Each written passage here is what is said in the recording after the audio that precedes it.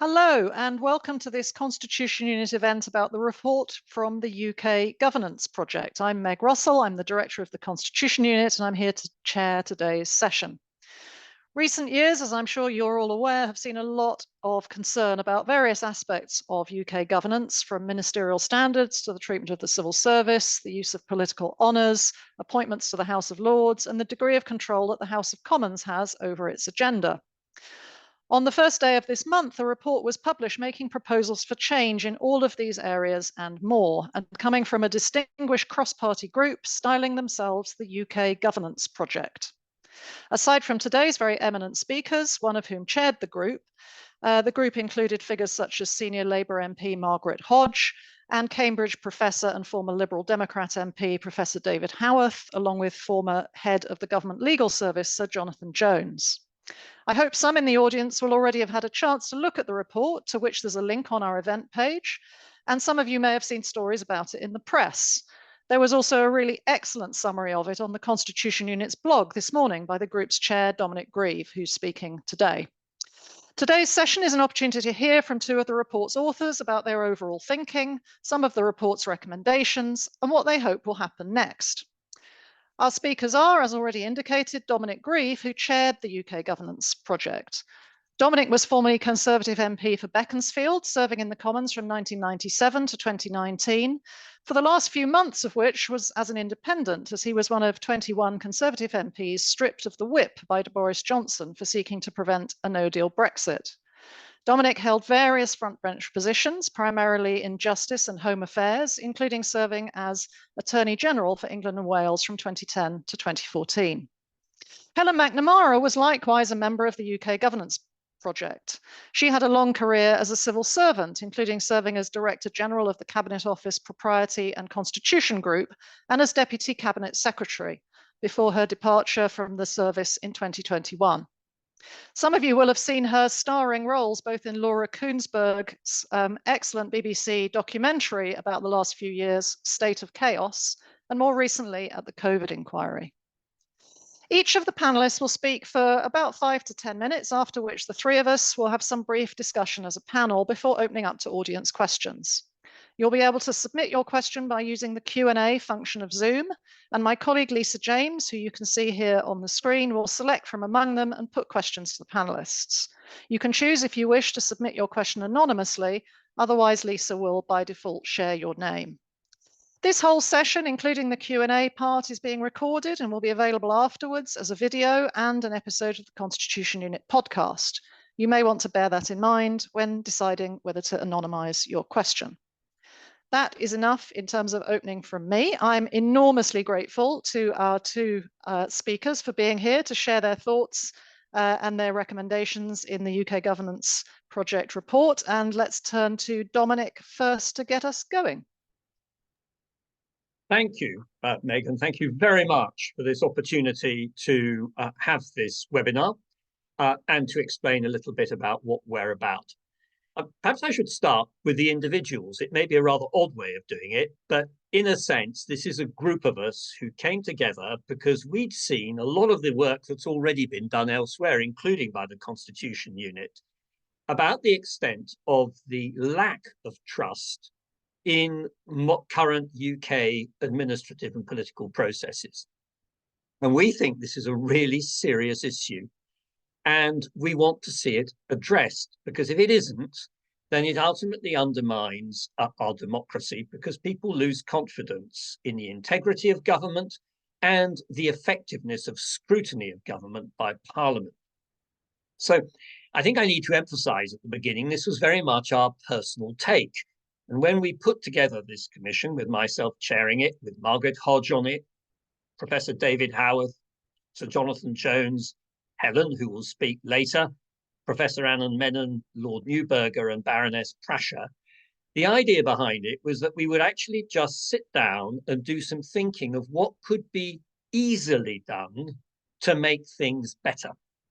And I want to emphasize that, because this isn't some big constitutional reform document. There are lots of people talking about constitutional reform, really legitimate subject. But actually, we wanted just to try to focus on what could readily be done with our existing constitutional framework to try and improve it and make it work better. So there were really four broad themes to this report. Firstly, I should make clear, we researched extensively. We also had a lot of challenge meetings, some of which with people who've remained anonymous, but some of whom are listed in the report, including quite a lot of former politicians and indeed current politicians. Cross-party basis, it's not aimed at any political party, it's aimed at all of them in a sense, saying, please listen and you might find this of interest and useful.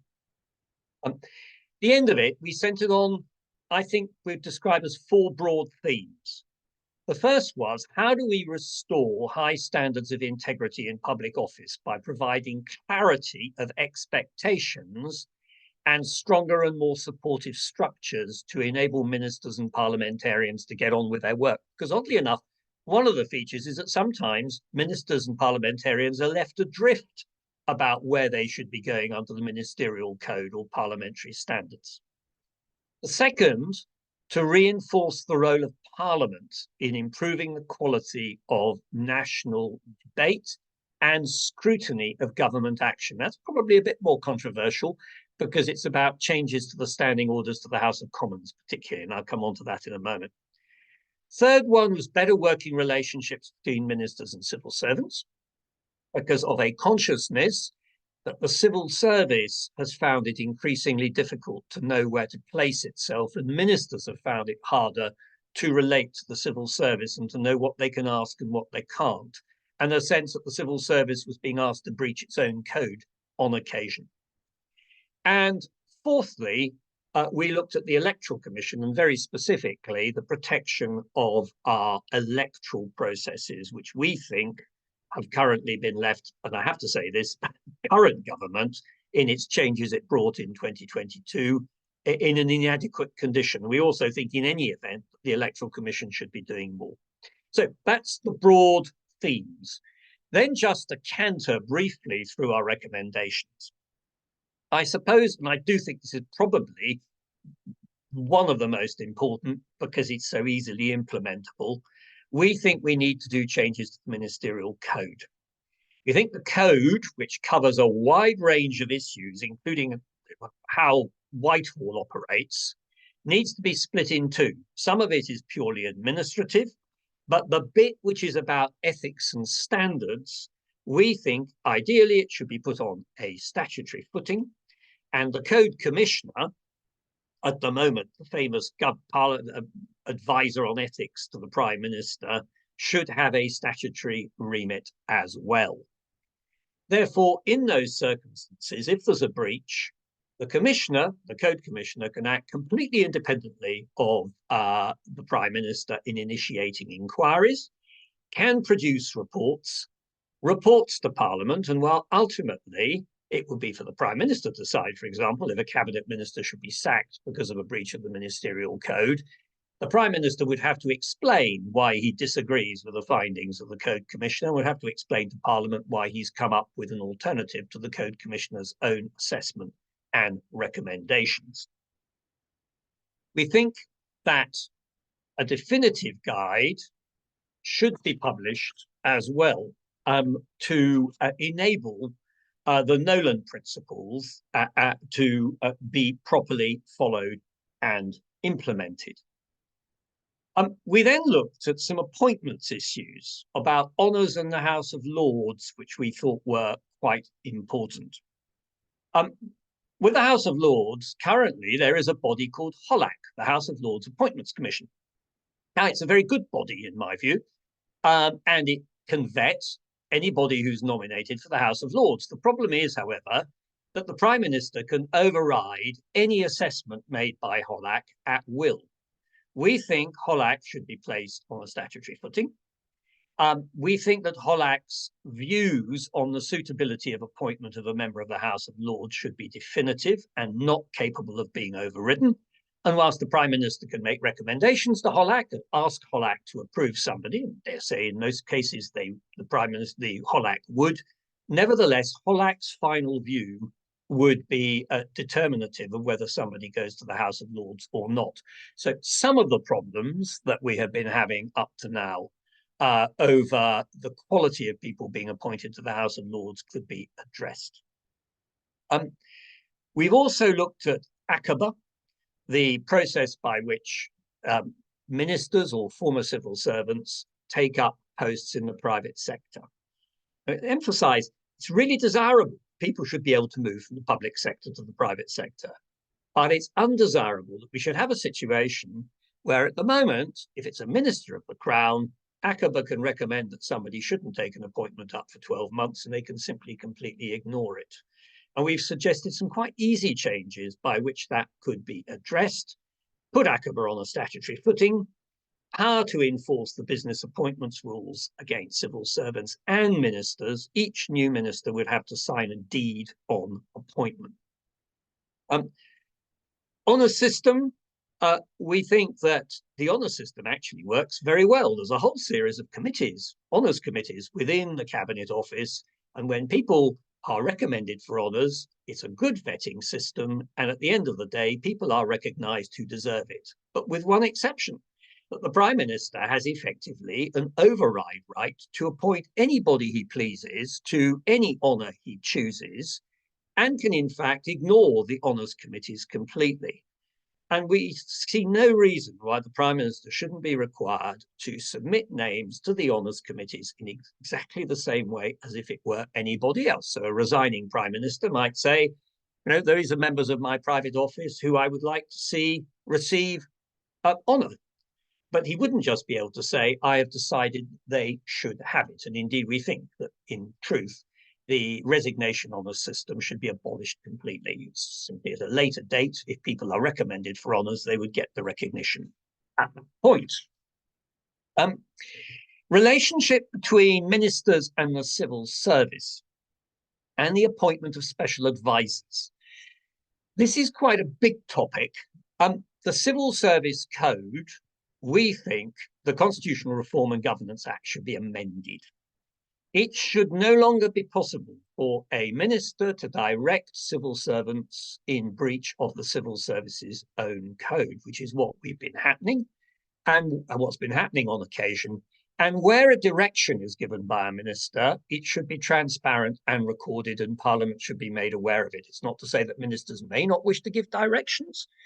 Direction, of course, wouldn't necessarily breach the Civil Service Code, but people should be aware of when that is happening.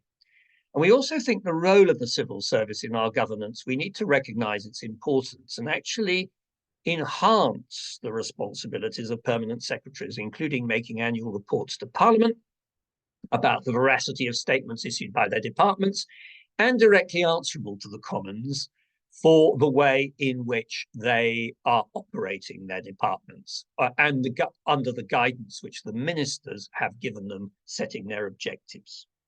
And on SPADs, we actually think the special advisors are some of the most neglected people in government and live a slightly hand-to-mouth existence. We would like both to give them greater security, but also to make clear that although they may be political appointments, they still have clear duties under a SPAD code and the ministerial code to behave properly and with integrity in the work they are doing. So that covers quite a broad range of topics. And then we come to reinforcing the role of the Commons. Now that is about probably the most difficult, and it may be an incoming government will be reluctant to do this. But actually, if you treat the Commons as a body which simply does very little unless it decides to topple the government, you are not getting the best out of it. And we think that there are real possibilities of improvement if the Commons had greater control of its own order paper, if still allowing government to get its business through, that select committees had the possibility of tabling substantive motions and the guarantee that their reports would be capable of being debated, that ministers and civil servants would be under an obligation to appear in front of Commons select committees, and that secondary legislation should be subject to a memorandum of understanding between the Commons and the government so as to ensure that we don't get a repeat of what happened under COVID, when large numbers of statutory instruments were made with no scrutiny at all, and many of them were in fact incomprehensible. So, and finally, Electoral Commission, we think it needs to be beefed up, High Court judge or equivalent to chair it, get back its prosecutorial powers and the real capacity to enforce properly the electoral rules which have been created, including raising the penalties that can be imposed on parties. Sorry, that's a very brief canter through an awful lot. But we, at the end of the day, one of the key points about all this is that it's simple. All this could be done by a Prime Minister standing up at the dispatch box, apart from the Electoral Commission, and saying that that's what he will do. If he underpins it with a statute in the course of the next Parliament, then in those circumstances we will be in an even better place. Thank you. Wonderful. Thank you, Dominic, for that, as you described it, I think, quick canter. Very clear introduction to many of your important recommendations, delivered very efficiently. Let's pass over to Helen for her thoughts. I think that there are people in the audience who may want to pick up for some of the detail on some of those things, which you passed over very quickly, and I can see some questions are already coming in. If people do have questions, I encourage you to put them in the Q&A box, and we'll be coming to them in due course. But over to you, Helen.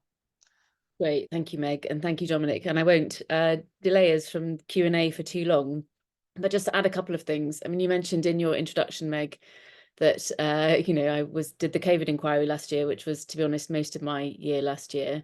And one of the reasons I wanted to get involved in this project and to do the work that we did was to try to do something slightly more on the positive side of the ledger and to try to make some sensible suggestions about small things. And I think, I mean, Dominic and I will hear us repeatedly both emphasize this. We are not suggesting revolutionary things. In lots of places, we're saying things that people think are independent or assumed are independent. Why not have a go at making them actually independent? Because this boundless flexibility that we've had and inherited and has grown up over the years, essentially, we don't believe is serving us well. Is serving anyone well. And I think that's another important point that I would make, that it's very easy to look at where we are now, what's happened in recent years, and for people to say this is a product of, you know, some individual bad actors, or it'll all be different if better people are here and they will do different and better things. And I think that that is a particularly dangerous mindset. I think that it always troubles me, and it's always troubled me when people believe that they're good and therefore everything they do is going to be good in general, but particularly when it comes to the sort of decisions that you have to take on appointments, on all of the areas that are covered by our report.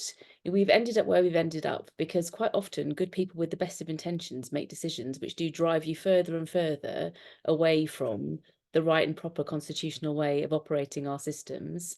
And what we're saying, given where we are now, why would you not think that some stiffening of these structures is necessary in order to produce a better outcome for everybody, essentially?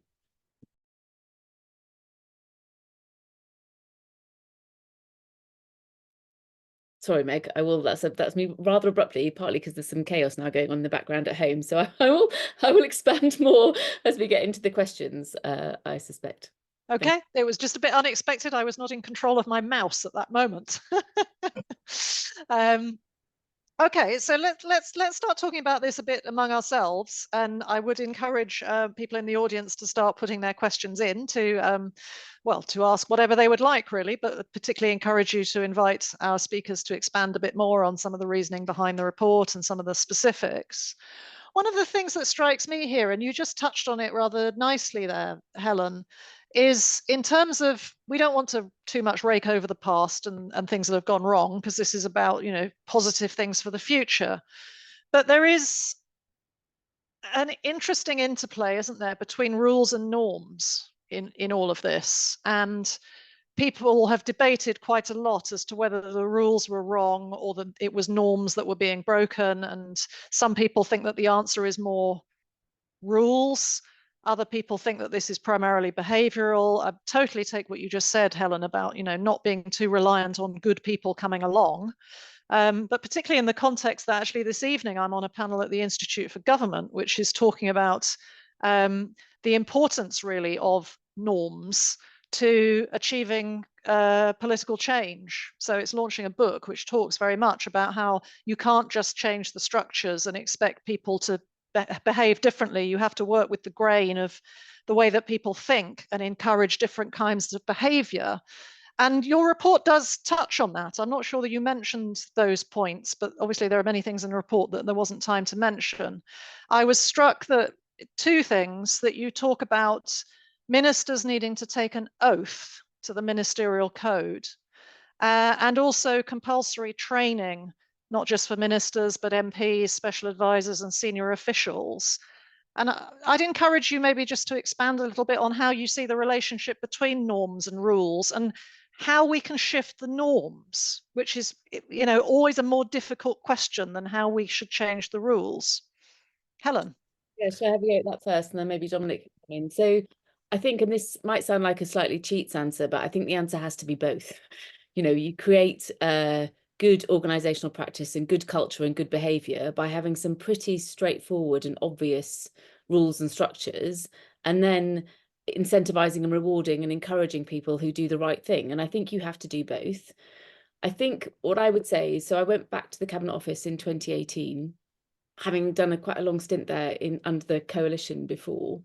And even I, who I would say, you know, as a pretty normal civil servant, had done quite a lot of working with ministers, quite a lot of being close to the centre of power. When I finally really got to understand how these structures work at the centre, and all of the independent offices like HOLAC or ACOBA or all of these things, actually how fragile that independence really is, how wide the Prime Minister's personal discretion really is all of the time, and how in the day-to-day of being Prime Minister in a challenging moment, or being ministers in the Cabinet Office, or being very senior civil servants in the Cabinet Office, that the drive to just do the thing that's going to get you through under pressure, and then to retrospectively afterwards work out that that was an okay thing to do, or we'll just draw the line here, or these are exceptional circumstances, and having this really broad amount of discretion doesn't actually help, because most of the time, and in the kind of vast majority of my experience, I would say that actually most ministers don't want to do the, you know, they're not rabidly trying to do the wrong thing, far from it. And having some more, not wild amounts, we're not recommending, you know, a written constitution. We really did a quite clear self-denying ordinance on not saying it needs to be this, because we are, you know, I think it would be fair to say collectively respecters and admirers of the way in which we've managed through our country to get to the way we are now. But the vast amount of discretion is not helpful. And that's, I think, where I would say you just need some more structure. So one of the things I found, and this is not, you know, this is not just Boris Johnson's time, this is going back way before then, and admittedly under the kind of pressures and strains that the question of leaving the EU put on Whitehall and Westminster, but you sort of go to lean on something that you thought was a wall to discover it's not really a wall. And I just would like there to be a few more walls, I think. Mm-hmm. It would be good, but Dominic should come in as well. It would be good to talk about the cultural side and the norm shifting as well. I mean, I think we're thinking quite along the similar lines here, because ourselves, and we're talking to the Institute for Government and other organisations about this as well, in terms of whether we can have a fresh start in the new Parliament with people maybe feeling different expectations upon them. You know, our system does rely rather on people to do the right thing. And to be fair, all systems do, even systems with written constitutions. I mean, look at the US, you know, even when things are written down, you rely on players to behave well. And I'm not sure that the system, we just sort of assume that they will. I'm not sure we tell them very much what that means and how to do it. I mean, Helen might comment on whether the extent to which civil servants are subject to these kind of softer forms of encouragement, and ministers. But I'm very interested in your proposals in that area and how you think we can shift culture as well as structure. I'll just come back in on the ministerial oath bit, perhaps, before handing over to Dominic, because this is something that I think, you know, I'm sympathetic to all the points you've just made. And I think it has to be about the kind of negative side of it as well. And how do you make sure there's structures and incentives, and when people make mistakes or do the wrong thing, how is that corrected? But also, I think something that we have been missing perhaps in our debate and our discourse about the politicians that we have and the officials that we have and the systems that we have is actually what's the good that can be done here. And the idea of the ministerial oath is just trying to, you know, over time and for sometimes totally legitimate reasons, you sort of dismantle all of the things about being a minister, you know, that were part of the office and that might give soft signals of the office. There's no ministerial cars and it's much less formal. And there are upsides to that. You know, I'm not saying there's not, but what you slightly lose with some of that is the notion that being a minister of the Crown is a hugely responsible thing to do. and I think deserves great respect. And actually, you know, the people who go into these offices and who do hold them and who do try to do the right thing, and they take their responsibilities very seriously, can you find a way of articulating and celebrating that and reminding them of the solemnity and the long-term obligations of their role, as well as the day-to-day pressure? And that was just a, you know, one of the ideas that we had. But I think it's quite important to think about that, and how do you encourage the positive as well as have lots and lots of things that you do when the wrong thing happens, because in terms of creating norms, that is really important too. Very much so. Yes, Dominic. I agree with what Helen's just said. Politics is a rough, democratic politics is a rough game. We have to accept that. But it is, if it is to work, it has to be operated within an ethical framework. Because if you go outside of that ethical framework, those who have power can behave very badly. And if they have a complacent parliamentary majority, they can effectively do whatever they like. So the point about this sort of softly reinforcing that a minister of the crown, including junior ministers, are actually, maybe for a political process, but they have been given a really important responsibility, which is outside and goes outside of politics, is, I think, very important. And it's a feature that their cabinet minister will be sworn of the Privy Council, and that is a ceremony, actually, which reinforces that you are there to serve. But if you're a junior minister, you just get rung up by the Prime Minister, and next moment you're in a ministerial office, and that's it. And actually, even if you have been sworn of the Privy Council, but you change jobs and move to some new and perhaps even more important job, very little often happens. So we did think that there was a lot to be said for trying to reinforce the ethics that government ministers are being given a particular and very responsible role. And although they may have been put there by a political process, their duties extend way outside of just satisfying the politics of it. Another example, perhaps a reverse example, there's been a lot of comment in recent years about conflicts of interest and suggestions that ministers and MPs have not, in fact, been operating conflict of interest rules properly. Actually, although there are one or two egregious examples, particularly over lobbying, which is a slightly separate issue, I think for the most part, this is exaggerated. There is, in fact, quite a good system in place for dealing with potential conflicts of interest for ministers, but it's all rather ad hoc. So what we recommended was that this needed to be streamlined in a way which was much more readily understandable to the minister or the member of parliament, so as to enable there to be consistency across the board, because we think that would then help. We don't actually think there's a serious problem here. We think that what is needed is something which is going to provide the public with assurance that, in fact, conflicts of interest are being properly managed. And the same applies for senior civil servants. Great, thank you. No, I think the oath point is really interesting, and I wanted to draw it out because I don't think you mentioned it, because it's very easy to focus on the changes to the rules, but the changes to the culture. I'm afraid I didn't very mention important. the oath in doing my canter, but I actually do think the oath is particularly important. I mean, in a way, it seems like a tiny thing, doesn't it? But yeah, it does. It operates psychologically and reinforces the solemnity of what you are doing, taking well, on the role of an MP or minister. And now, some people may not like it, but the fact is, the UK Constitution is entirely dependent on oath taking. Police constables take an oath, army officers take an oath, judges take oaths, because ultimately the system of governance, which all derives from the King's coronation oath done last year, is that these are all the King's servants there to help him deliver the justice and good government which is required of him by his coronation oath. That's the UK Constitution. Well, unless you want to change the Constitution, you might as well make the existing Constitution work.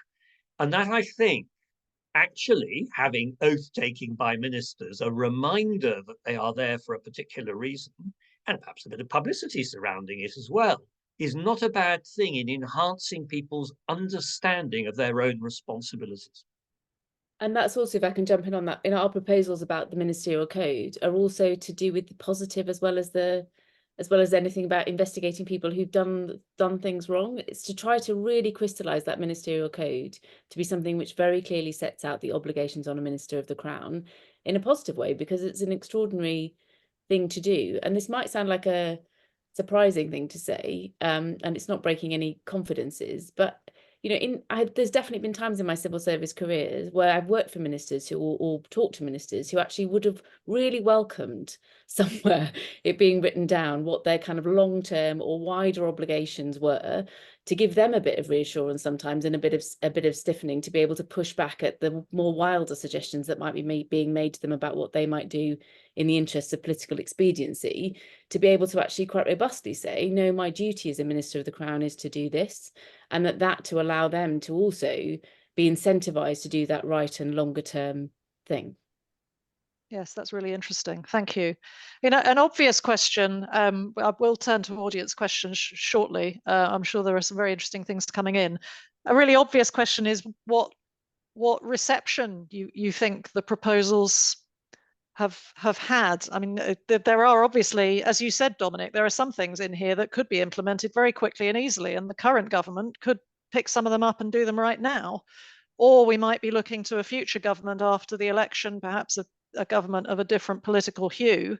Do you have any sense of interest in the proposal, and sort of where you're pushing at an open door and where we might need to do harder work? And maybe some of other people in this room, not just yourselves, might need to do some work to convince people to implement your suggestions. Yes, there is interest. I can think of a number of current members of the Conservative government cabinet who see that there's merit in what we were doing, and indeed we consulted quite widely, as I explained, even with some people who've remained anonymous. So this was not intended to be some sort of partisan dig at the recent past, although I do accept that because of Johnson's behaviour, we can't really completely get away from it. Some of the issues which are touched on in this report, he absolutely exemplified. But then all the more reason, to my mind, why a current Prime Minister might say, these are ways in which we can show quite clearly that we draw a line under the behaviours that Johnson engaged in, and which I think were very damaging. As for the other political parties, yes, we've had a good reception. Obviously, like all these things, some of these proposals are going to be quite hard to persuade people about, because you see, my experience, and I've seen this in the past, is that executives tend to say, well, we're in power, we've been elected, and they see Parliament as a bit of a nuisance. So any suggestion that Parliament it might be merit in Parliament having a more responsible role within the governmental system in terms of scrutiny, they tend to push to one side. I always remember when Tony Blair used to turn up at Prime Minister's questions, he would stand by the Speaker's chair and roll his eyes before he went to start answering the question. You could just see him do it. And I think this is a mistake, because actually I think the quality of government would be improved if Parliament was doing its job better. But that, I think, is going to be probably the hardest thing to market. But I do hope it's not ignored. But things like the ministerial code are, to my mind, such a complete win-win. And I can't really see the downsides, that I would really hope that they would be adopted. Just as the relationship with civil servants, I think, is important. We should make clear, we also did say there should be a Royal Commission on the civil service. I think that our civil service is really good, but the fact is it was created in the mid-19th century as a professional class free of corruption and of personal advantage. But we live in a much more complex world, and I think there would be a lot to be said for having a review as to how it operates and its relationships with the private sector. But that was outside our remit. Helen, would you like to add anything? Well, maybe just on that last point, I think that we very quickly, as a commission, came to a view that we did not think we were the right people, in fact, to make recommendations in totality, obviously, about the future of the civil service. And I can sort of, you can hear the people, because God knows I've been the person on the other side of this making this argument previously. It's, oh, we can't do a Royal Commission. It takes too long. It's, it's going to be too difficult. But I definitely think that is the answer right now, partly because it doesn't have to take that long, actually.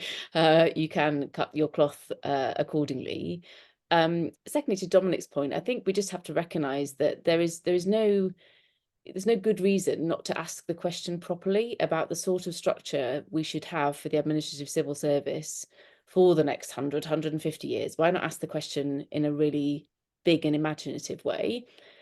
I don't believe that question should ever belong to the government of the day, because I think that's one of the things that has damaged the civil service if you look back in recent history, it becomes not a massive priority for the government. Why would it be?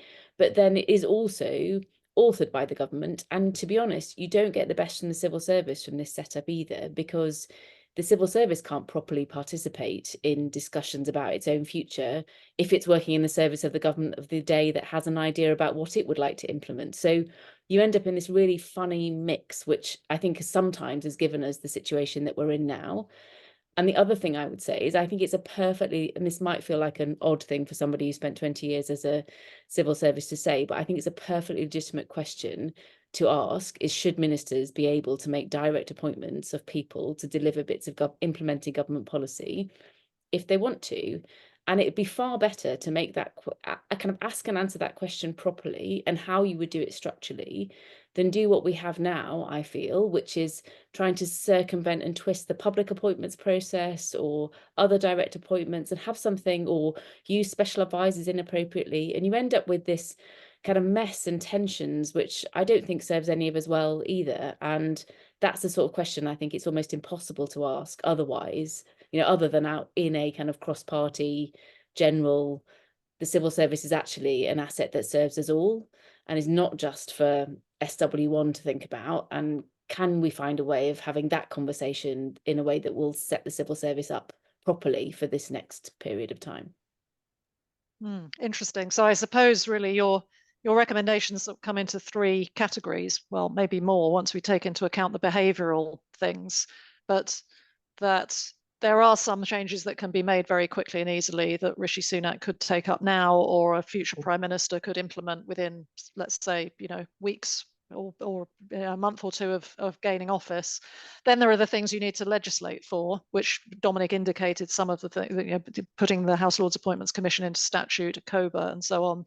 You might need one statute or possibly more. And then you have one or two things where there's sort of longer term reflection, particularly the Royal Commission on the civil service. Interesting.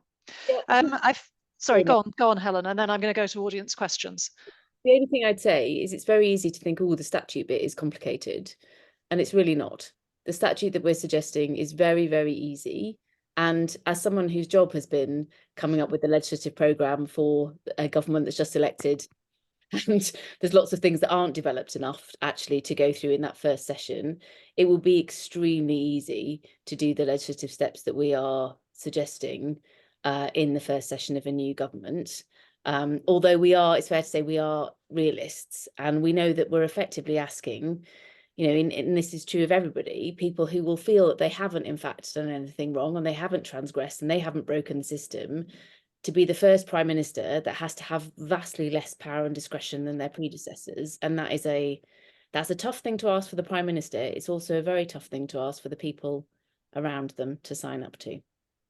But it would also be a hugely symbolic thing to do. And it's very interesting that you mention, of course, it's true that you have you have good reason to know what it's like to legislate at the centre, having been in the Cabinet Office. And people may recoil and say, oh, legislation, that's long and difficult, and we always hear these complaints about there not being enough parliamentary time and so on. But actually coming up with a statute, actually putting it in front of people's noses, could encourage them to go ahead, perhaps.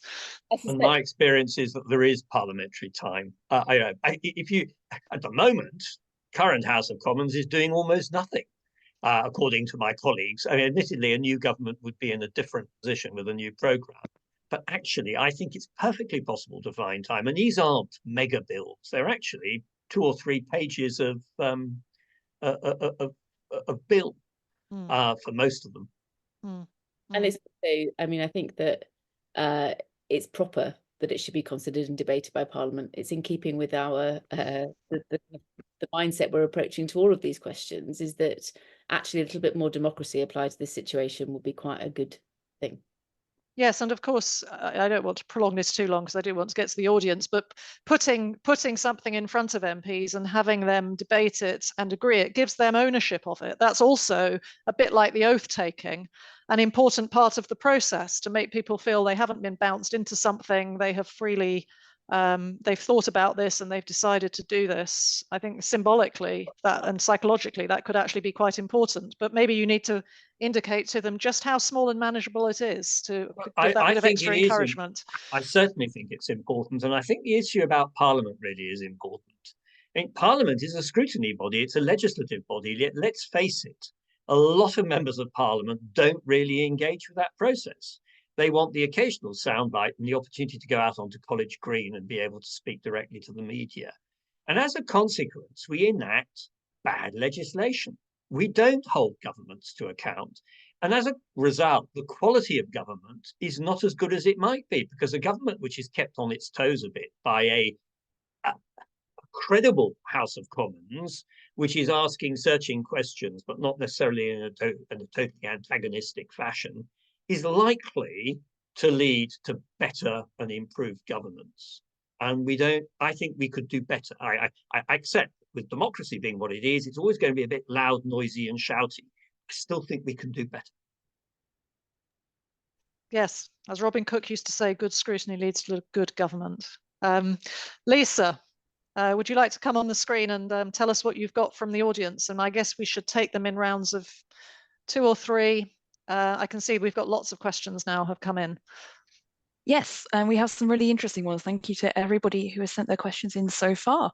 We're going to start with a question from John Cartledge, who asks about process. Did you look at how the devolved legislatures work when framing your recommendations? Are there lessons to be learned from them?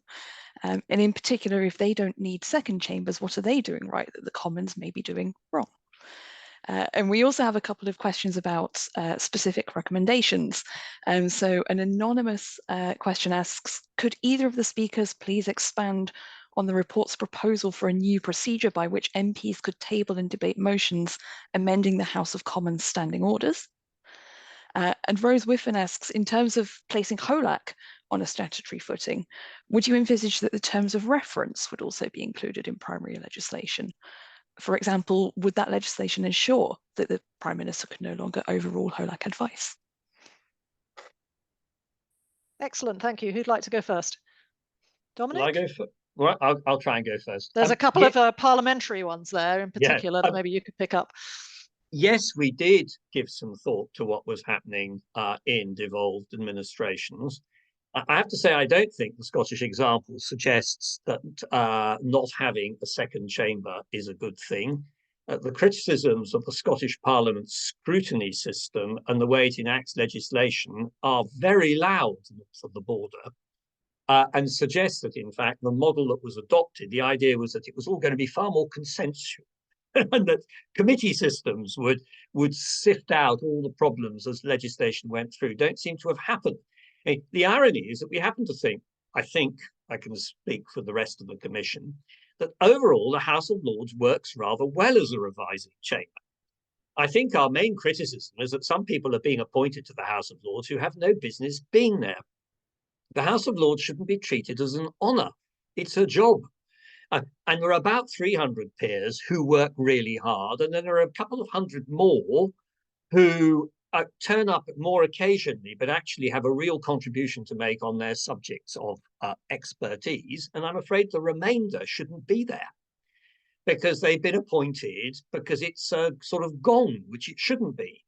So I don't think we came to a conclusion that we don't want the House of Lords. Now, I realise House of Lords reform is a huge topic, but we started on the basis that the House of Lords would continue in its current form and that we weren't going to interfere with that, even if other people want to reform it. And that brings me to the third question, which was about HOLAC. Our proposal on HOLAC is that the Prime Minister would still ultimately, under this proposal, have a responsibility for deciding who goes to the House, is recommended to the Sovereign to go to the House of Lords. But HOLAC would have the vetting power to say this person is not suitable. And I think beyond that, we would also like the power to say this person has, on the face of it, will not be able to make a contribution to the House of Commons because there is no evidence that, in fact, they are in a position to do this. So to that extent, it would be a significant change. But you could go much further. You could say that HOLAC were effectively the appointing body to which leaders of parties and prime ministers nominated, and with a statutory framework about keeping no overall majority. You could put down all sorts of details for an appointed second chamber, but that would be a much more major reform, and we didn't attempt to go there. And we were Finally, so Helen probably come in just on the last one, which was about MPs and standing orders. In theory, the House of Commons controls its own standing orders. That's why in 2019, I was able to tinker around with standing orders to enact primary legislation that the government didn't want. But the fact is that the current standing orders are utterly skewed to prevent Commons majorities from expressing their majority view, even when they want to. And it's a great effort for it to do it. Prior to 1906, this wasn't the case. So yes, we do wish to give the Commons better control of its standing orders in our recommendations, including a better capacity to change them. Government with a working majority shouldn't fear this. A government that doesn't have a working majority and decides not to hold an election ought to reconcile itself to the fact that the House of Commons may have an independent view separate from its own. Thank you, Dominic. And if anybody was mystified by that reference to Dominic talking about how he took control of the House of Commons agenda, or however he phrased it, there is an excellent book called The Parliamentary Battle Over Brexit, written by Meg Russell and Lisa James, that will explain all of this to you. And Dominic has a particularly long index entry in that book. Helen, you wanted to come in. It won't surprise you to know that we had some fun conversations at the beginning of the commission about that, because we were slightly on other sides of within government at that point. But anyway, we had some good conversations about humble addresses and the appropriate use thereof. I was just going to come in on HOLAC, really, because I think that is quite a good example of where we've tried to position ourselves as a commission, because what we're trying to say is that an independent body, which everybody imagines has a function, which is vetting people who are appointed to the House of Lords, has to be able to actually do that. And in extremis, and we do think it is in extremis, it's not going to be very common. It hasn't been very common that HOLAC have said, actually, we don't think this person is, we know, actually genuinely raise problems. They just need to be able to, at the end of the day, do that, and that will help protect everybody. But we are not in any sense overstepping the mark in terms of limiting the Prime Minister's responsibility, because the Prime Minister's ultimately elected and accountable in all sorts of ways. So we're not trying to put an unelected, unaccountable body over the Prime Minister.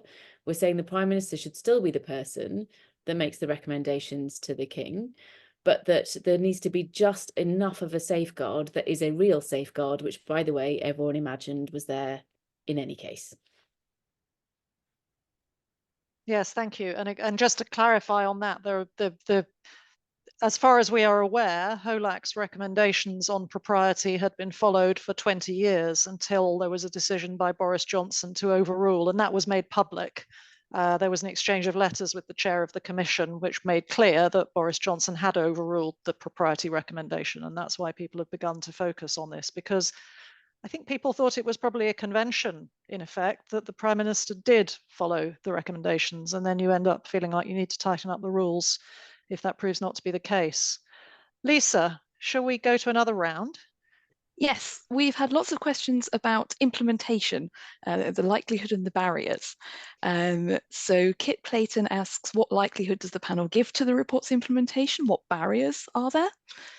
Tom Brake says, with all the competing demands on its time and resources, why would a new government want to implement some or all of these changes? And which of them would have the biggest positive effect? And then more specifically, an anonymous attendee has written in to say, the project recommends consolidating electoral law so that it's brought together and set out in a single pan-electoral legislative framework. There's been broad cross-party consensus on this for some time, but nothing's been done to implement the Law Commission's recommendations. So what are the panel's views on how to overcome the main obstacles to achieving this? Lack of political will, lack of legislative time. And how would one convince a new incoming government about the salience of this reform, despite it not being as quote unquote interesting as others? Thank you. Helen, would you like to go first on this round?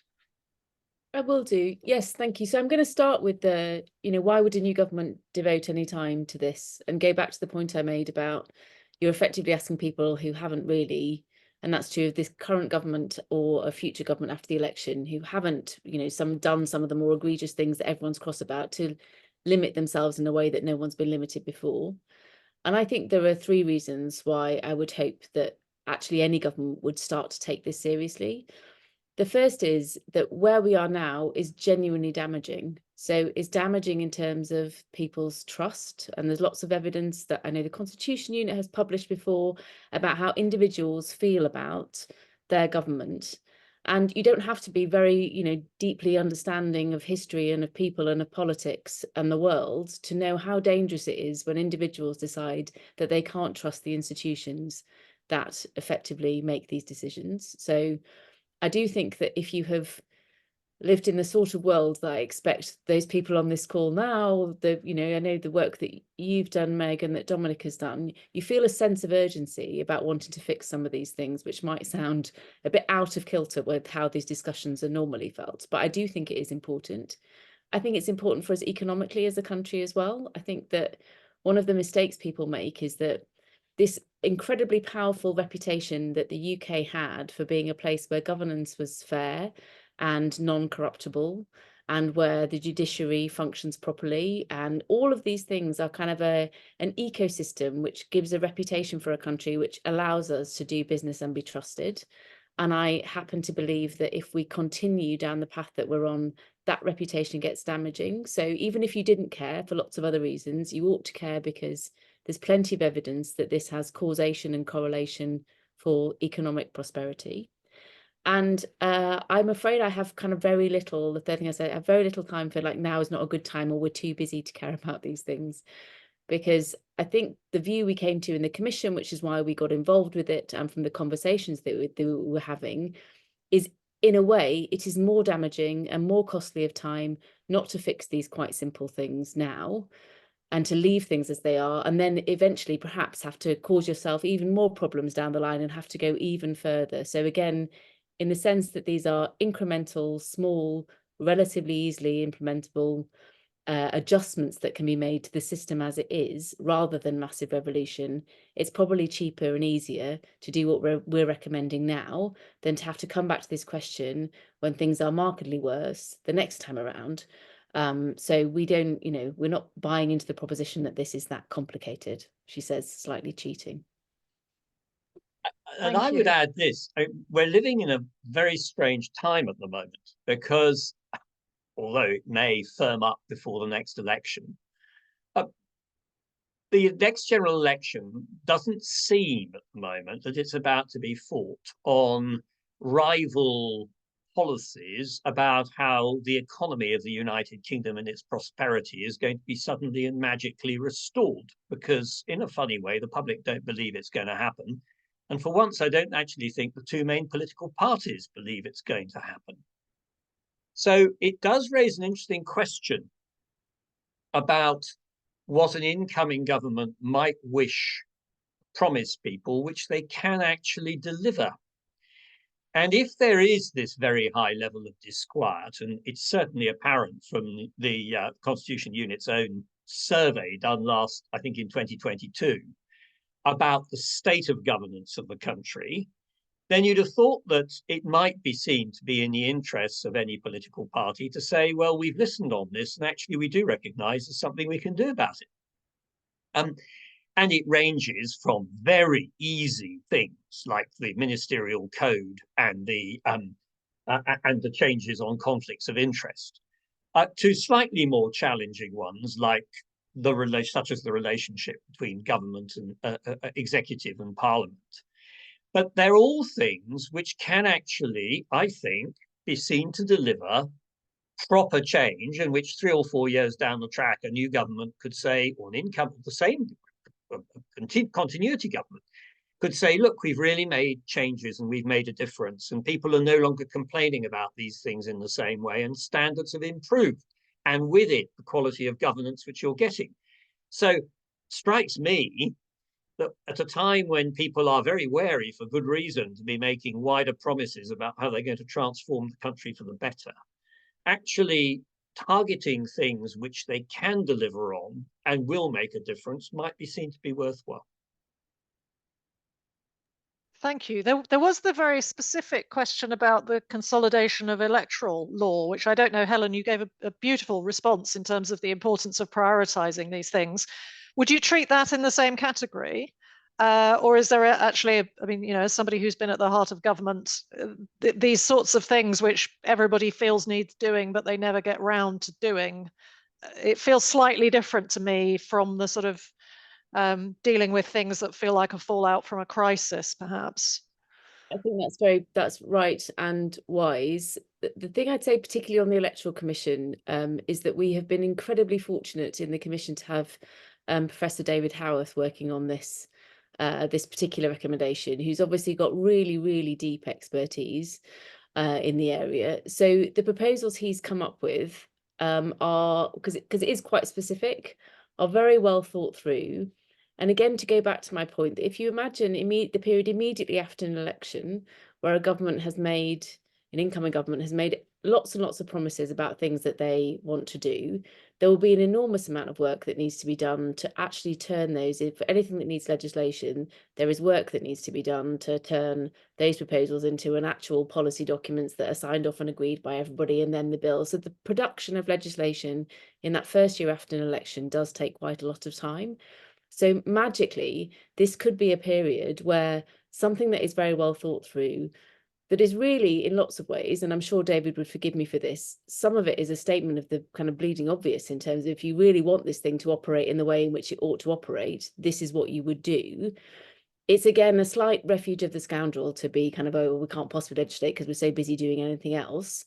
The one time that really is very, very, very rarely true, and I might be, you know, I know nothing about the detailed proposals that any of the parties have for legislation immediately after the election, and it might be that they have lots of very worked up things, but I would be surprised by that. And I would, to Dominic's point about there is a timing opportunity for all sorts of reasons, this might in fact be the good place and time to do this. Thank you. Let's go back to Lisa, who I know has lots more questions. I do. I will pose just a couple in this round, both from anonymous questioners.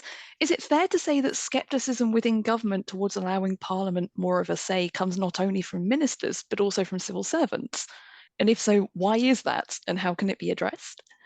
And then a challenge from another questioner. There's a focus in your report on placing things into statute. So you recommend, for example, placing the ministerial code into statute and specifying the topics it should encapsulate. Why are the courts, rather than Parliament, the right place to adjudicate on whether a minister is acting in the national interest, has abided by the Nolan principles, or has misled Parliament? Ooh. Interesting question.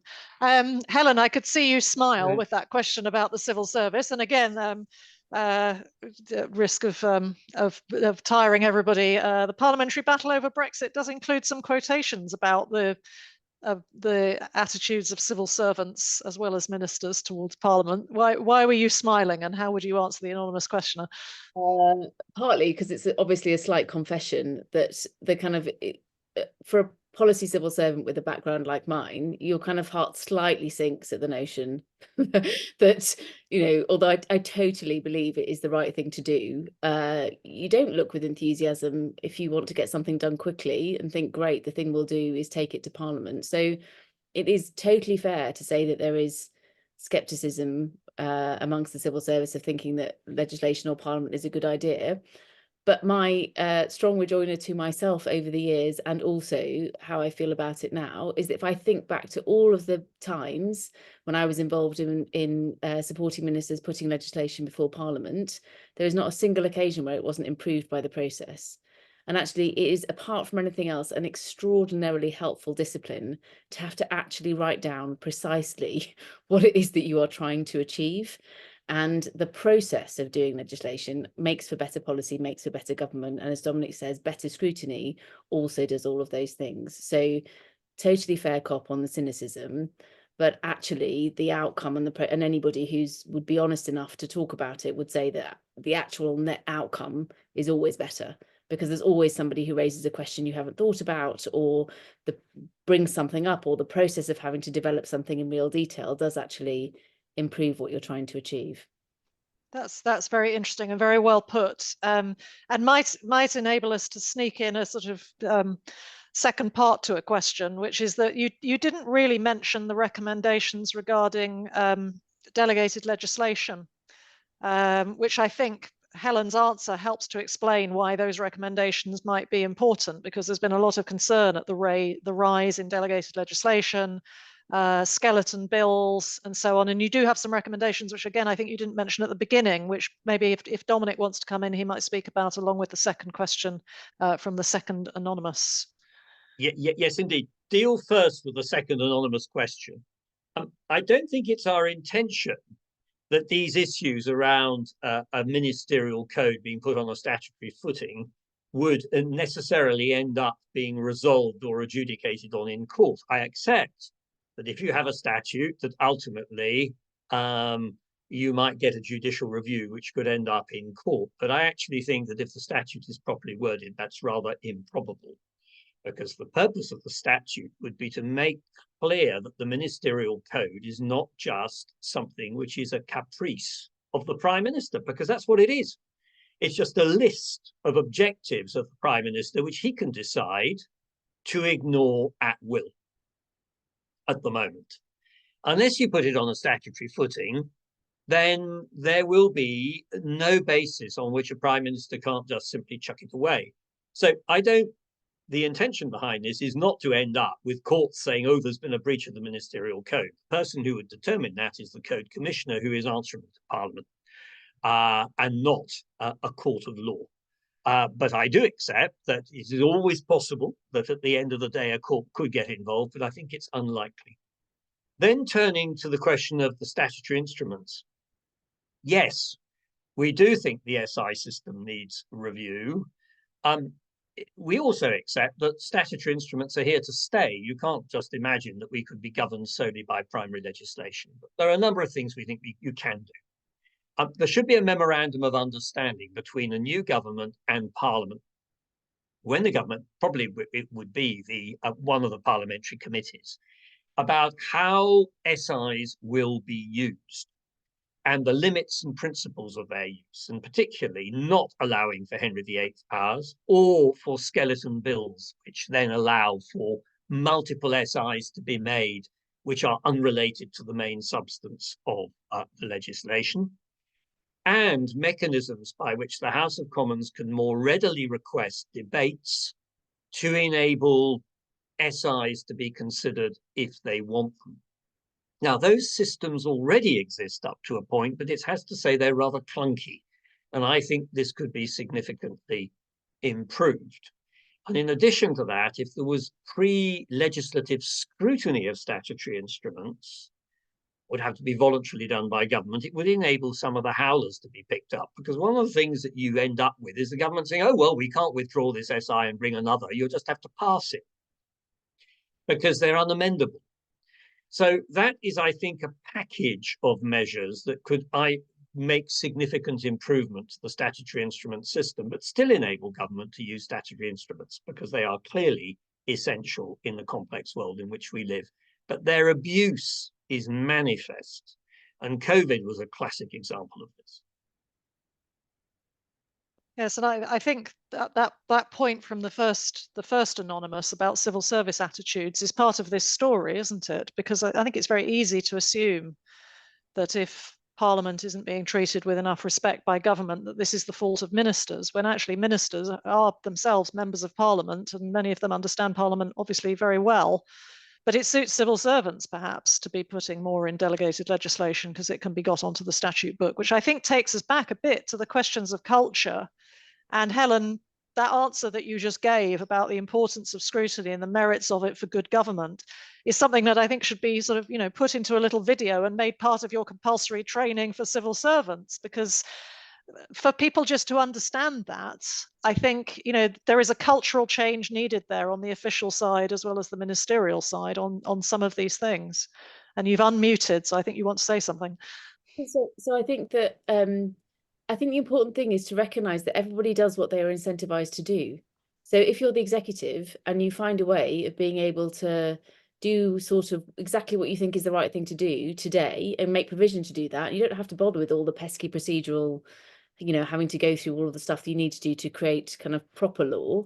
Then why wouldn't you do that? Because it's always urgent, it's always important, you're always a minister in a hurry, you're always a team of officials in a hurry, you think you've got the right idea, you want it to happen now, and it's boring and tedious to have to do all of this other stuff, in theory.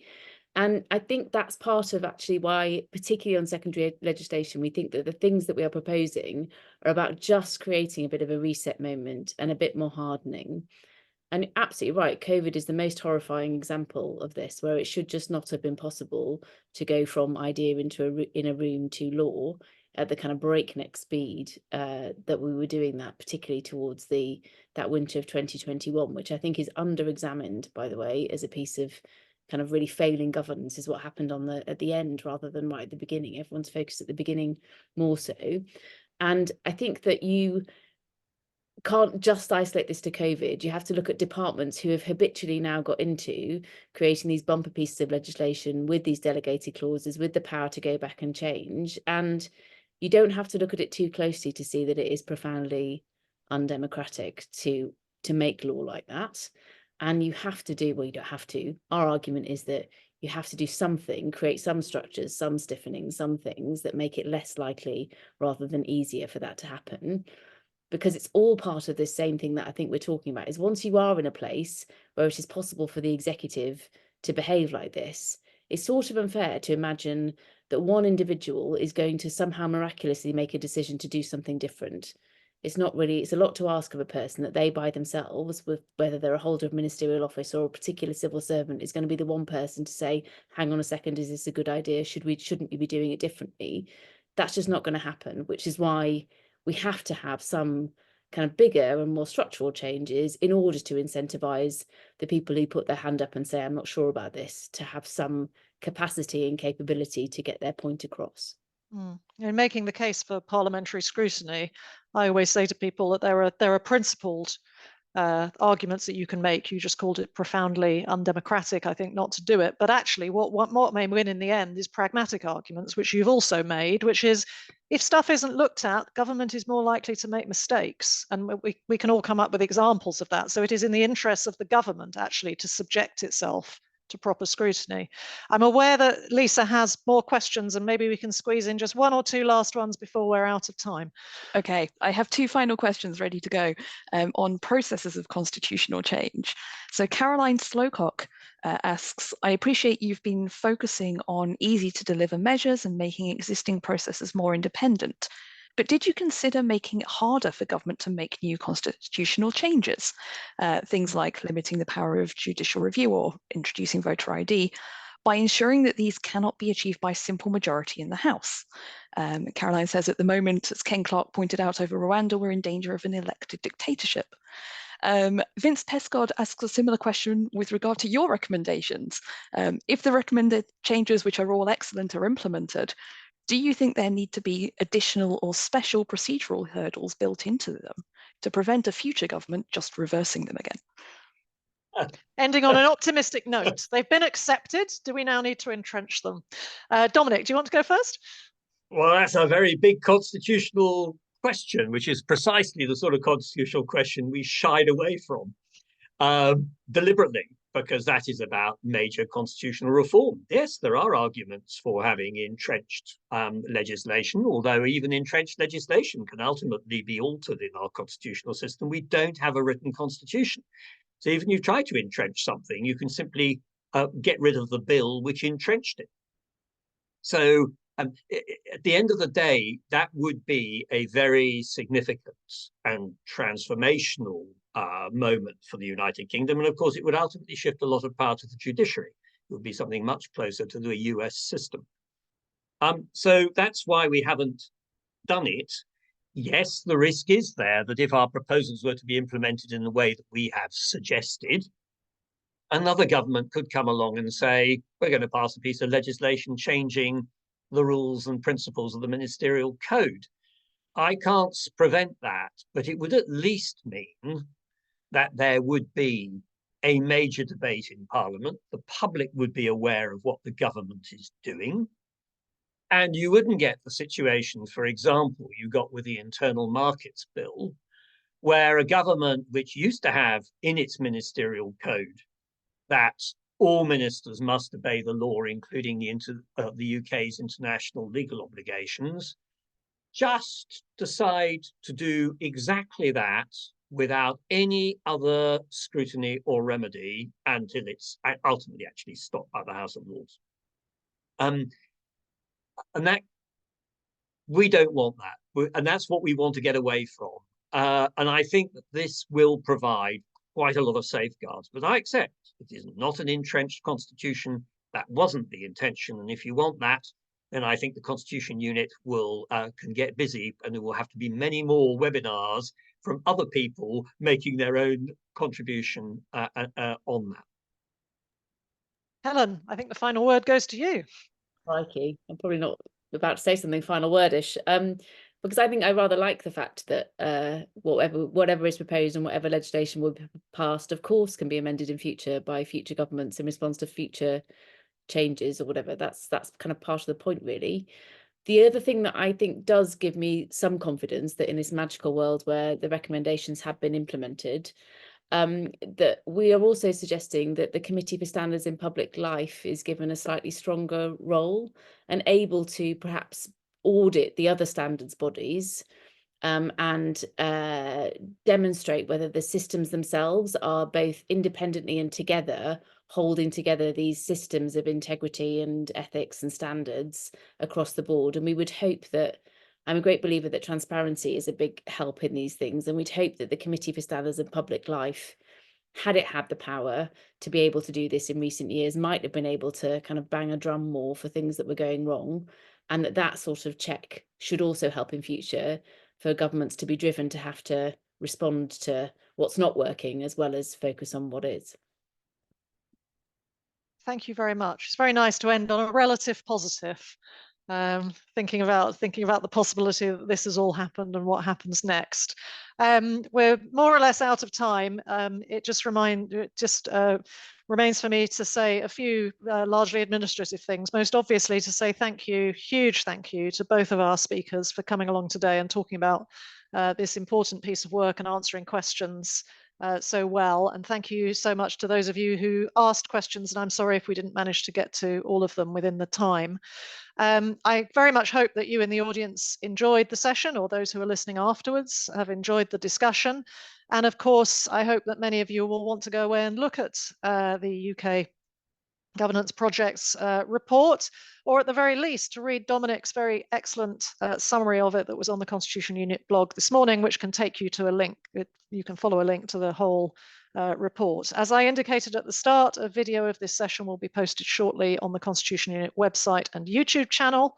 And the audio will become a Constitution Unit podcast. So if you enjoyed the discussion, or indeed if you want to recommend it to others to listen to, then I would encourage you to look for those links and share it.